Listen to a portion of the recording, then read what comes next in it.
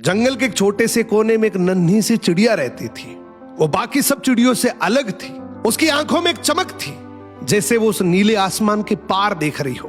रोज तालाब के पास बैठे आसमान की ओर देखती और सोचती, क्या हम बस इतना ही जीने के लिए बने हैं? तालाब, जामुन का पेड़ और फिर वो घोंसला। एक दिन यही सवाल उसने बाकी चिड़ियों से किया, क्या हमारी जिंदगी बस इतनी है? क्या इसके बाहर कोई दुनिया नहीं है?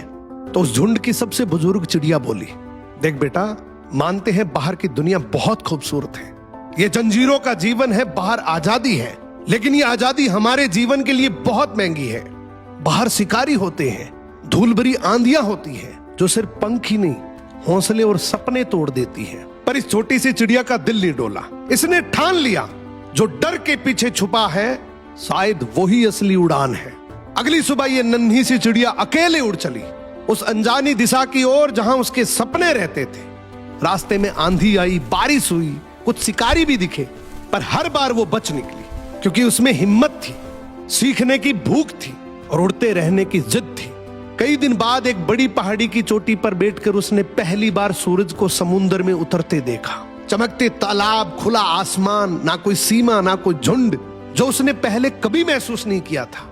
उसकी आंखों में आंसू थे, डर के नहीं, खुशी के, और मन ही मन सोच रही थी कि अगर उस झुंड की बात मानकर डर जाती तो शायद मैं ये कभी जान ही नहीं पाती कि मेरे में इतनी प्रतिभाएं हैं, मेरे अंदर इतनी कैपेबिलिटी है।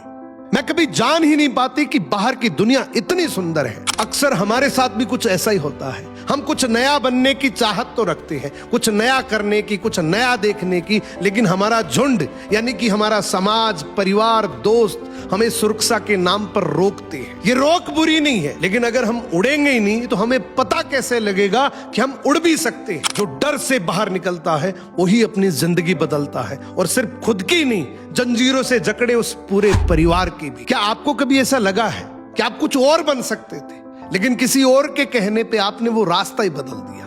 कमेंट करके जरूर बताना।